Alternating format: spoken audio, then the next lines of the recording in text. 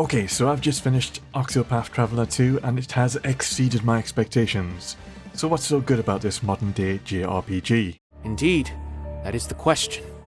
Well, it just does a great job with storytelling, characters, music, it brings in a few new ideas, and the most standout feature would be that incredible 2.5D pixel art style and gorgeous art direction.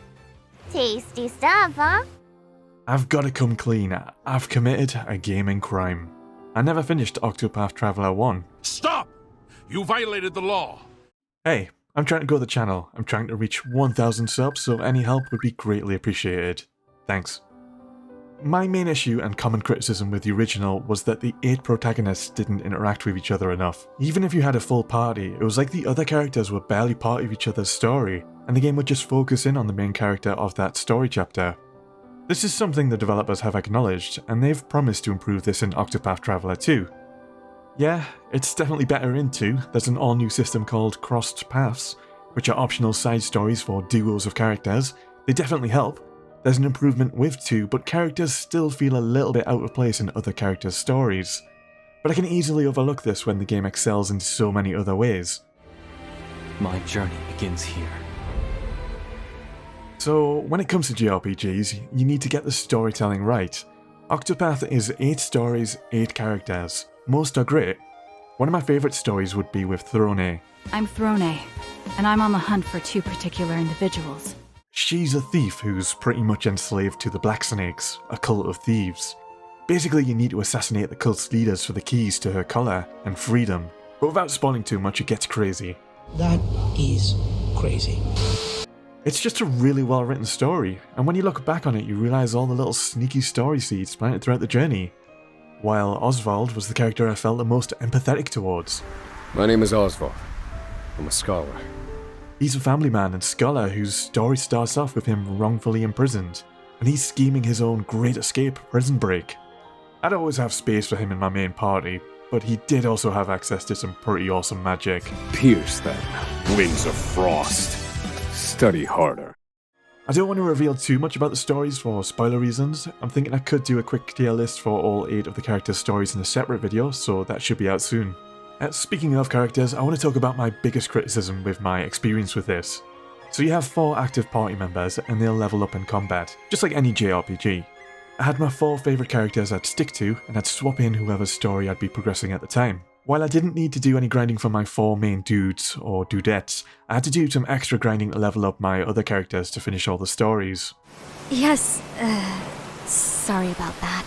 Grinding comes with the territory with JRPGs. I didn't really need to grind that much, so I'm not going to complain too much. There's little bonuses for defeating enemies fast and efficiently too. But I think there's a really simple solution to this. Whenever your party gains experience points for killing enemies, I think your inactive party members should also receive a fraction of those experience points to help prevent them falling behind. I'm pretty sure Square Enix's other JRPGs have this feature, like Final Fantasy VII. Like I give a shit. This game doesn't just excel at storytelling. The art style and art direction in this game deserves praise. It's a 2.5D world with pixel sprite characters. It's probably the best 2.5D world I've ever seen. I love that a little bit later into the story you can invest into a ship and even more areas open up on the world map. There's also a new feature that lets you swap between night and day with a tap of a shoulder button. It just looks amazing swapping between the two. You can tell there's been a lot of effort behind the art direction with all the lighting effects, and it just helps this 2D world feel alive.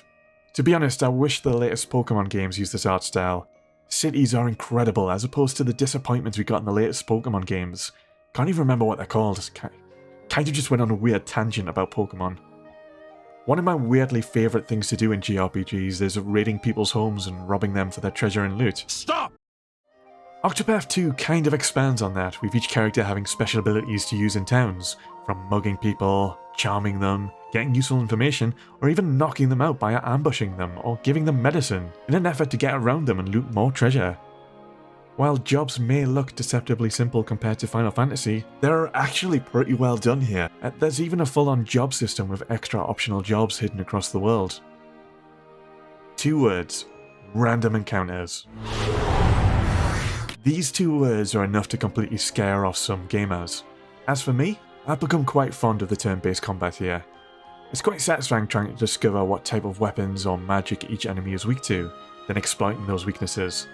Once an enemy's defenses are broken, then it's time to use up battle points that you've built up over the course of the battle for super powerful special attacks.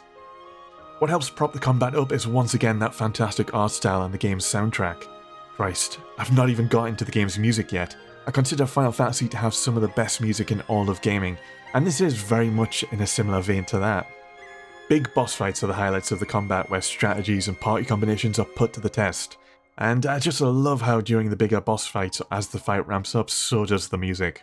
Like I said, I want to do another video on Octopath Traveler. I'm thinking a more spoilers tier list of my favourite characters and stories, so look out for that.